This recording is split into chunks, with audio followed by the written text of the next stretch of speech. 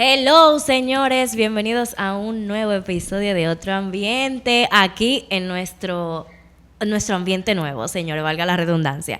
El tema de hoy es algo que a mí, bueno, a todos, nos tiene un poquito intrigados, porque es acerca de alguien que está muy dentro del cristianismo, podría decirse, ¿verdad?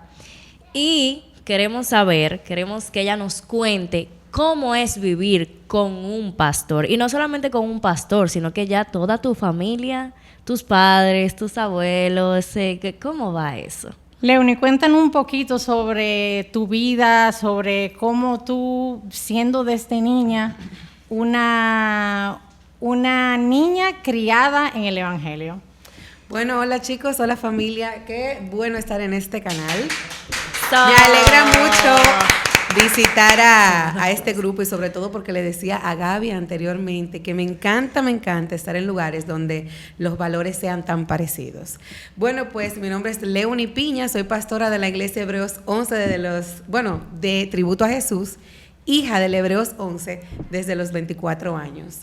Así que estoy en el pastorado desde muy joven, pero mi familia completa, desde mis abuelos y mis padres, también han sido pastores.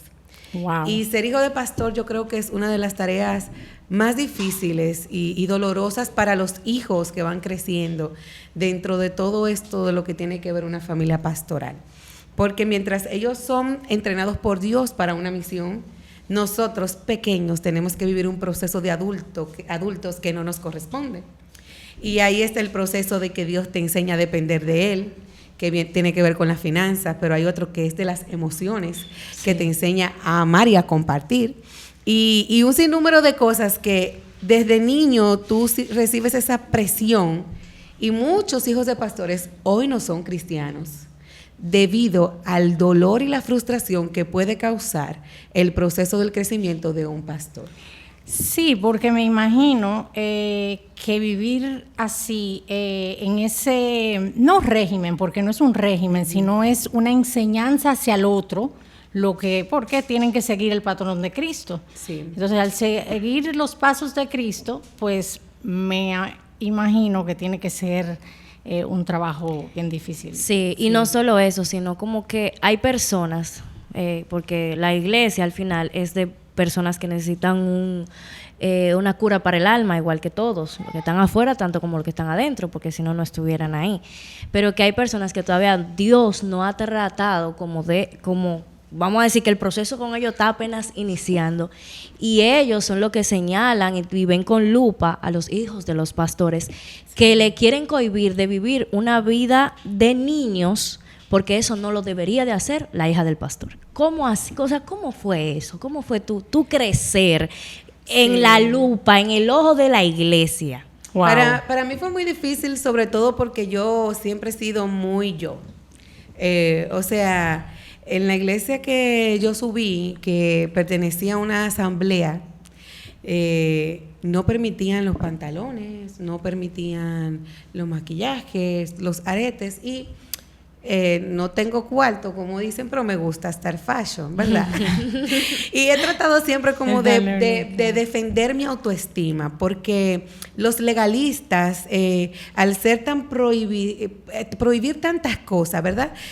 Hay algo que se llama el sentido femenino de la mujer. La mujer nace con eso desde niño. Y a nosotras nos gusta pintarnos las uñas, nos gusta vernos bonitas en el espejo. Y en ese momento no era aceptado. Y entonces yo venía creciendo también con una autoestima en el piso por ser gordita, porque siempre he sido gordita. Entonces, la iglesia en ese momento no tenía el fundamento ni psicológico ni emocional para trabajar con personas de alto riesgo. Dígase personas con problemas de suicidio, estoy hablando de hace 20 años atrás. Uh-huh. Homosexuales, que todavía yo siento que la iglesia no domina ese tema para saber cómo manejar este tipo de personas, porque siguen siendo personas, claro, con emociones, con sueños, porque Dios no mira el pecado, Dios no mira al pecador, sino que Dios mira el pecado que hay. Pero pero Dios lo ama igual a todos. Todos Amén. fuimos llamados para ser amados por el Padre. Amén. Eso, Y amén. entonces yo venía sufriendo con la depresión y luché con pensamientos de suicidio. Yo recuerdo que a los 16 años en mí entró pensamientos de suicidio por una lucha de encontrar mi identidad, que yo intenté hacerlo. Y yo recuerdo que ese día Dios entró a mi habitación y me hizo sentir que me amaba. Y en ese momento yo solamente necesitaba a alguien que pudiera entender lo que yo realmente estaba buscando. Porque a todo esto, yo vengo de sufrir violencia intrafamiliar. Wow.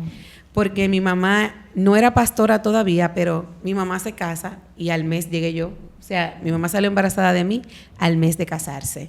9 meses después yo llego, pero mi mamá era la típica mujer que estudiaba, que trabajaba, que se preparaba, que era emprendedora, pero mi mamá no tenía ese sentimiento de madre todavía. Así que yo lloraba, y yo lloraba, y mi mamá me cuenta que yo lloraba. Y mi mamá me enseñó que mis emociones tenían que ver con comida. Yo lloraba, me daba leche. Yo me reía, me daba leche. Yo hacía una mueca y me daba leche. Y mi mamá, sin querer, me enseñó que mis emociones eran comida.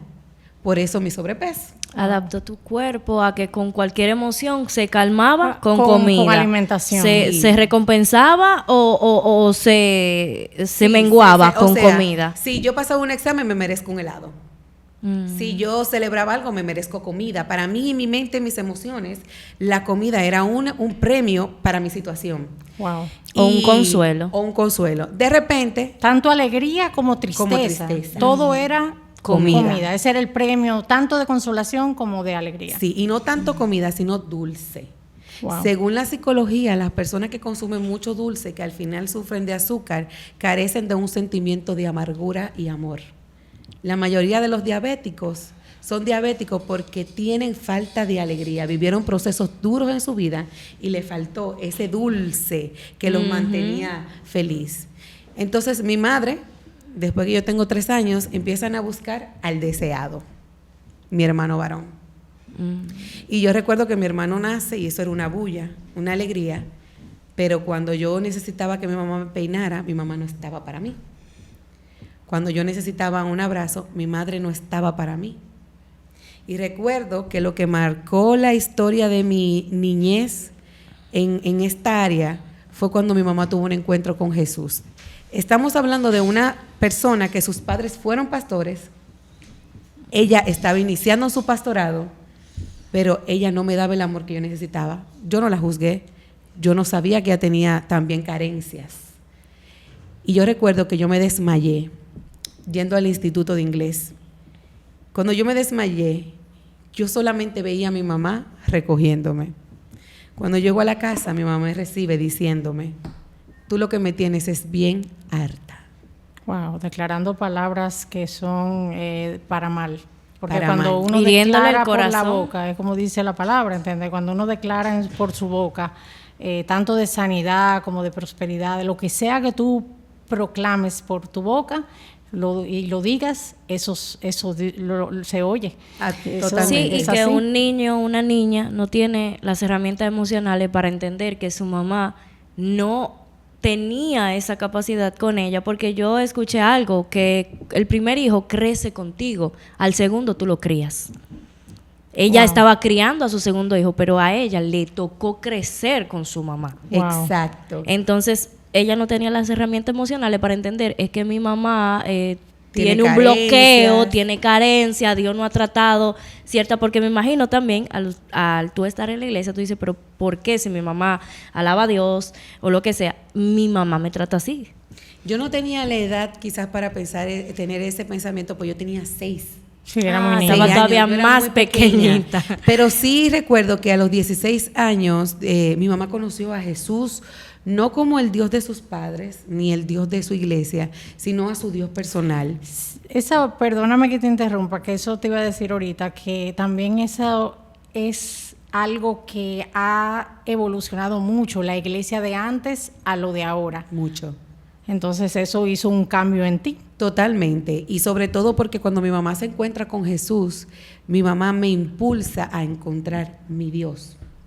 Y entonces empezó en nosotras un ciclo de sanación.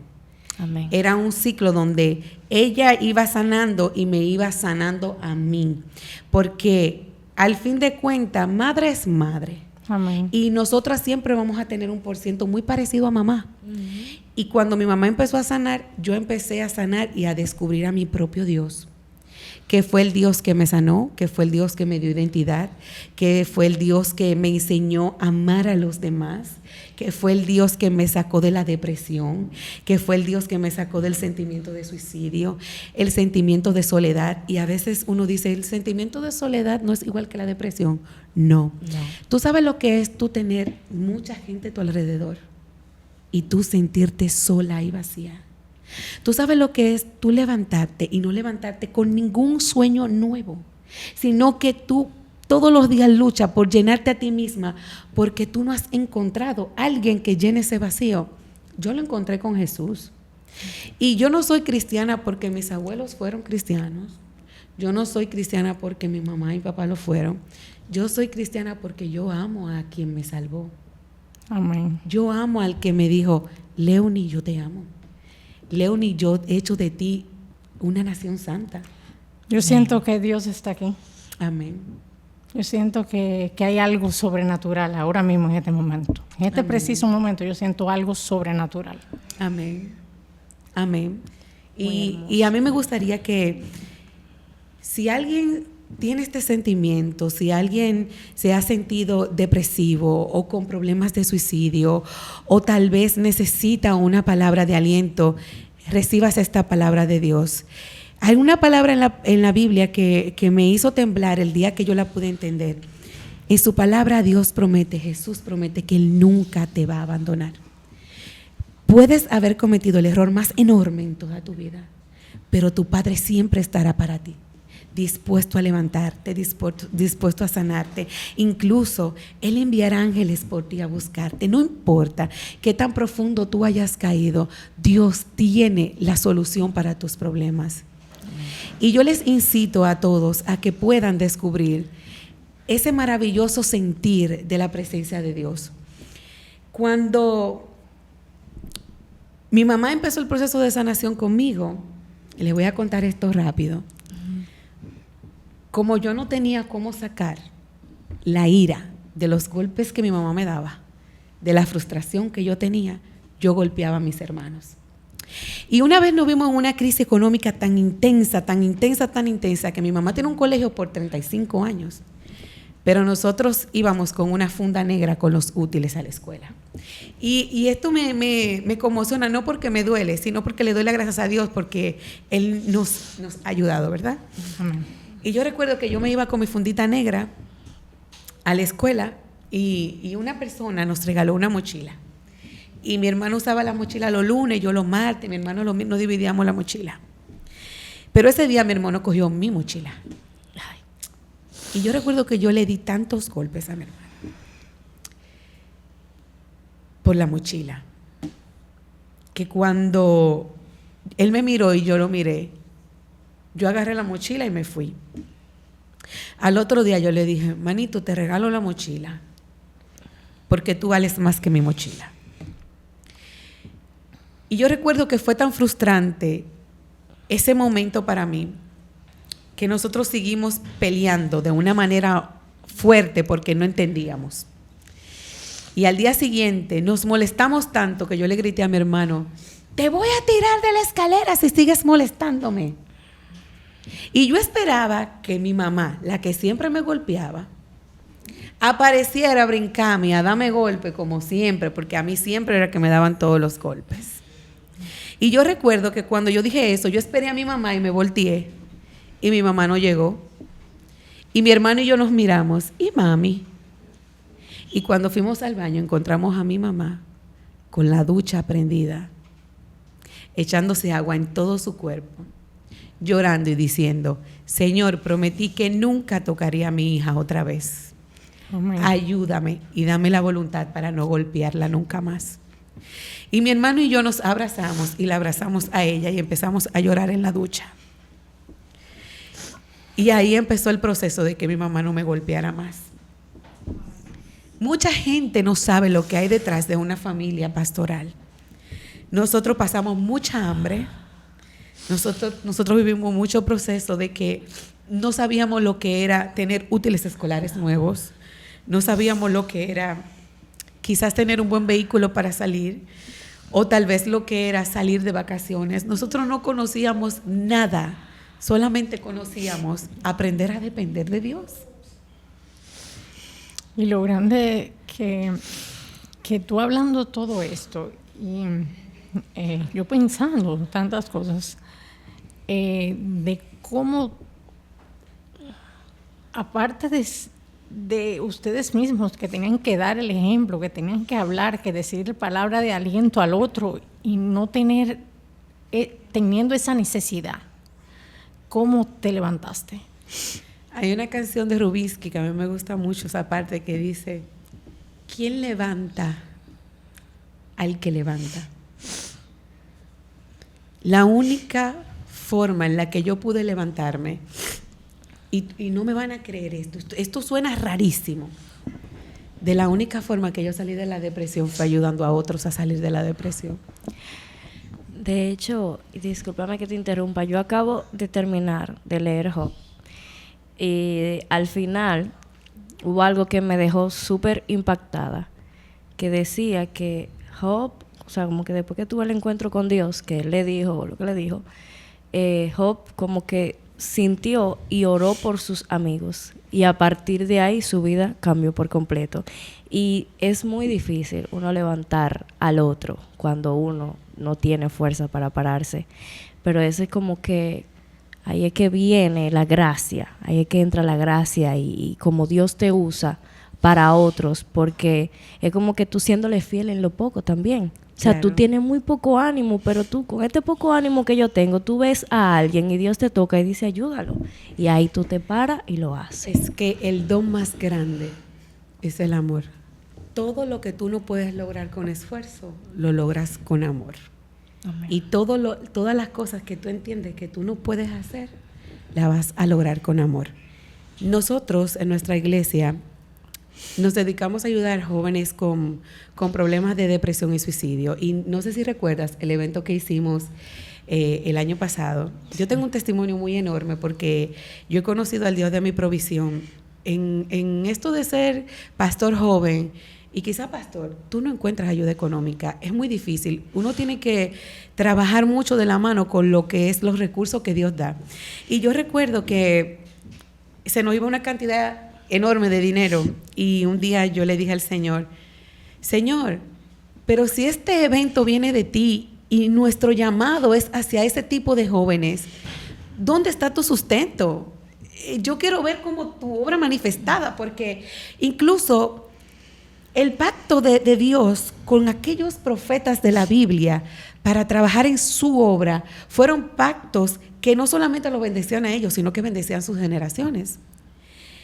Y yo recuerdo que una persona que yo amo mucho me llamó para que yo fuera a la Romana para un trabajo.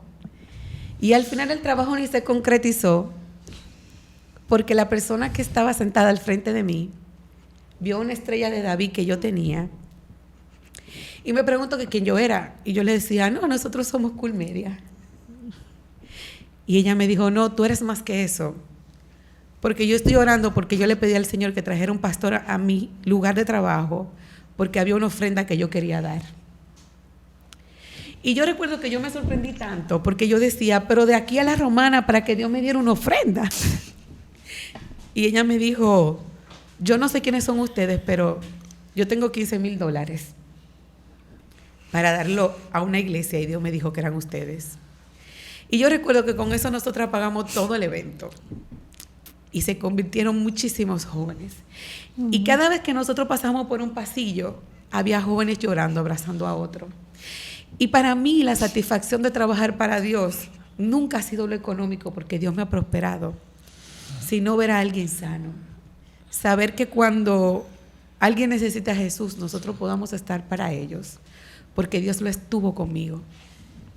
Hoy yo no existiera si no fuera por su amor y por su poder. Y a mí me gustaría que cada hijo de pastor que esté viendo este mensaje pudiera entender algo. Yo sé que ha sido difícil, yo sé que es difícil, Yo sé que muchas veces tú deseas tener un papá y obtienes un pastor, porque mucha gente consume a tu papá o a tu mamá y tú no tienes un círculo familiar. Pero te voy a decir algo. El mismo Dios que te puso en esa casa es el Dios que te va a dar la provisión y el amor para que tú puedas entender este gran llamado y este legado que Dios te da. No salgas del evangelio por tus heridas. Dale la oportunidad a Dios de que Él pueda hacer la obra perfecta en ti. Estás herido y tienes muchas frustraciones, pero Dios, tu Dios te puede sanar. Te invito a que lo busques, no al Dios de tus padres. Busca a tu Dios de manera personal. Amén. Amén. Amén. Señores, yo creo que, ay, cuánto grito yo he dado. Yo soy muy llorona, pero creo que aparte de que soy llorona es que hay algo aquí, se está sintiendo. Y con esto nos despedimos, te agradecemos muchísimo, de verdad, que te abras con nosotros y que des un poquito de lo que tú tienes. Les invitamos a que la sigan en sus redes sociales, que consuman, porque lo que ella tiene, señores, es bueno. Ustedes quizás no lo sientan igual que nosotras que estamos aquí, pero Lo sienten, porque Dios está en todo lugar. Y cuando vean este Amén. video, yo sé que esto va a transformar muchas vidas. Muchas. En el nombre de Jesús, así En nombre será. de Dios. Señores, muchísimas gracias. Gracias nuevamente. Y nos vemos en la próxima. Bye bye.